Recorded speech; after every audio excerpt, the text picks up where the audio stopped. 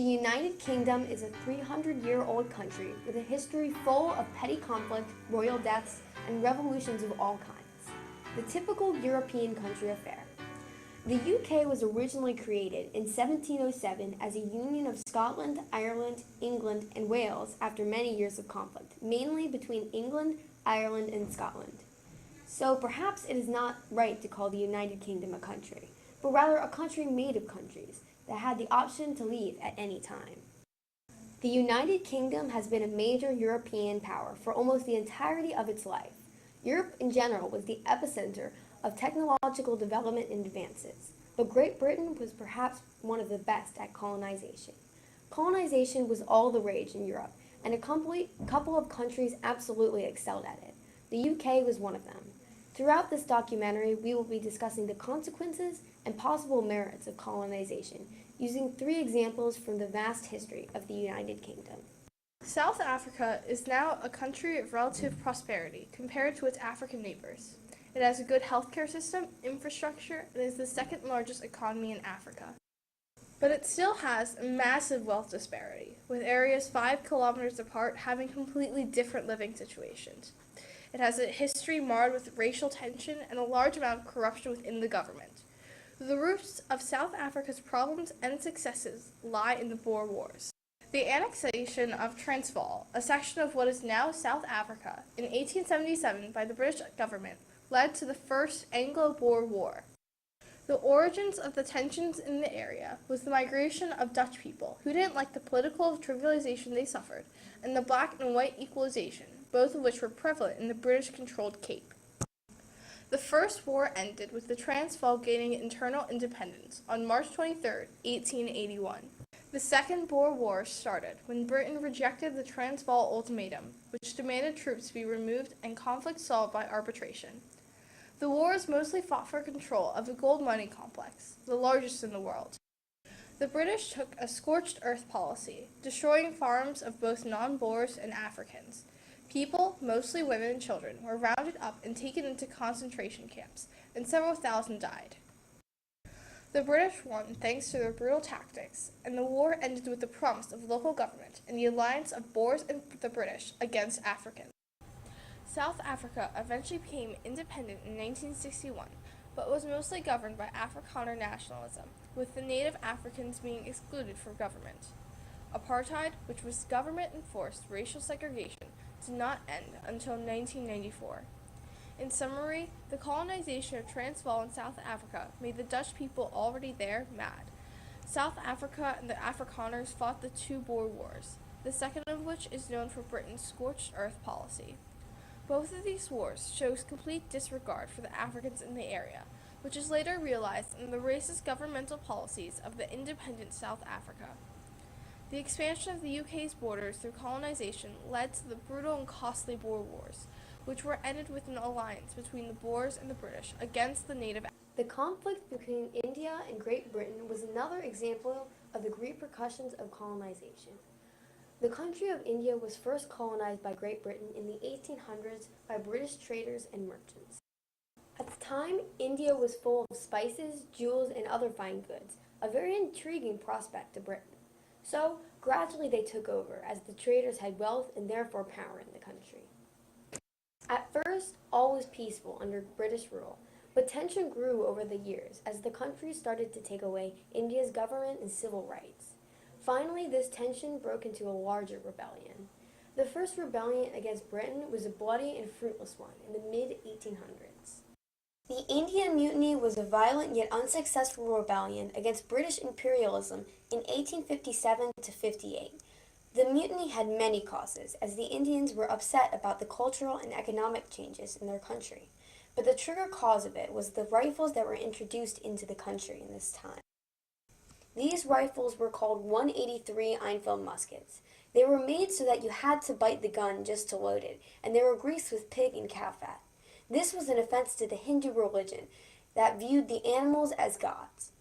The rebellion began in late March 1857 when a sepoy, or an Indian soldier serving under European orders, named Mangal Pandey, attacked British officers at a British military camp in Barakpur.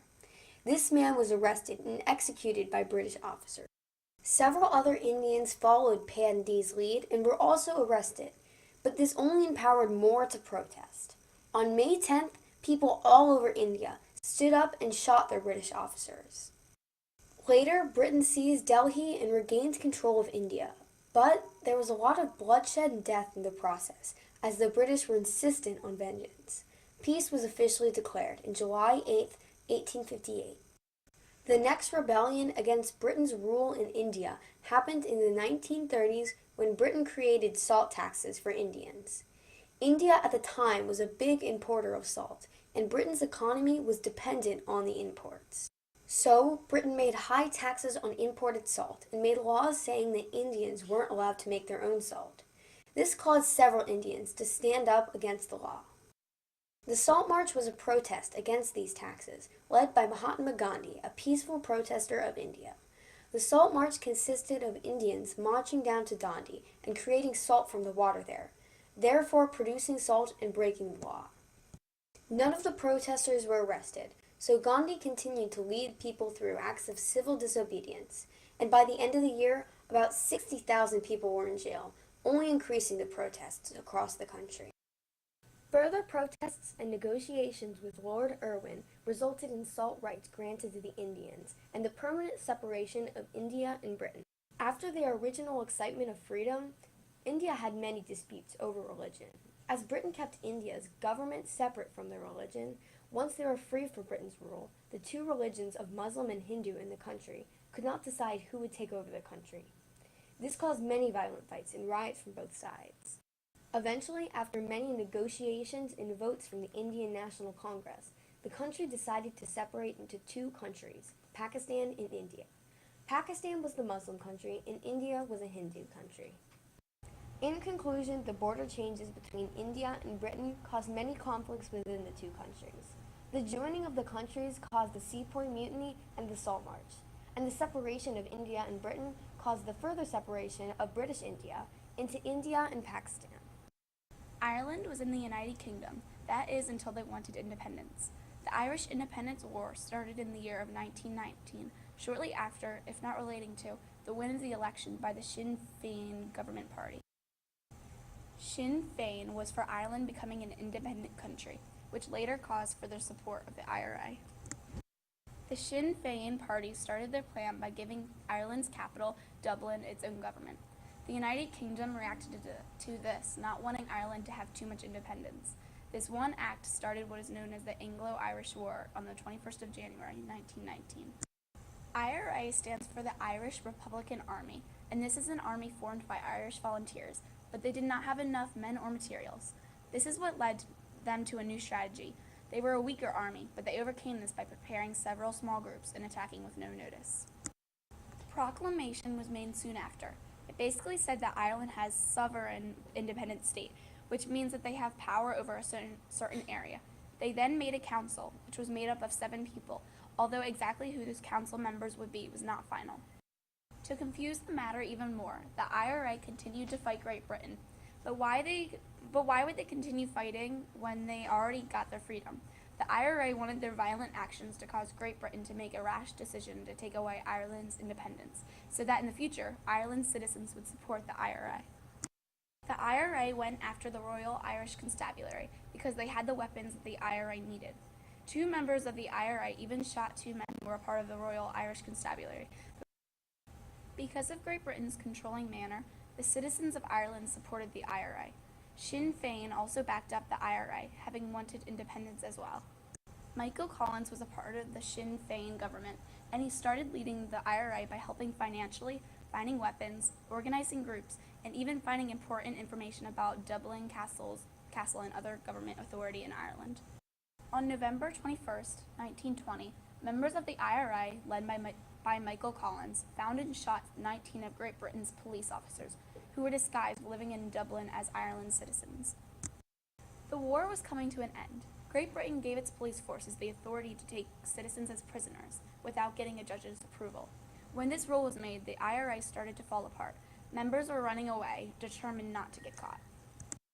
And to take it further, Great Britain persuaded the Sinn Féin government to stop fighting.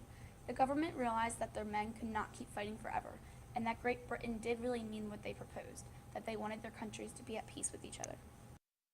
To summarize, Northern Ireland stayed a part of the UK, while the other part was renamed the Republic of Ireland.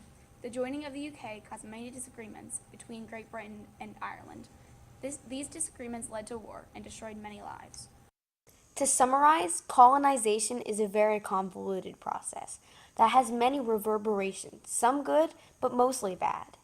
In the United Kingdom, colonization went and caused many conflicts, including the Boer War, the Sepoy Mutiny, the Salt March, and the Irish Independence War. But in the end, Great Britain did end up as a global superpower. Great Britain also gained many products from the provinces and colonies. Colonization provided many benefits to Great Britain, but at what cost?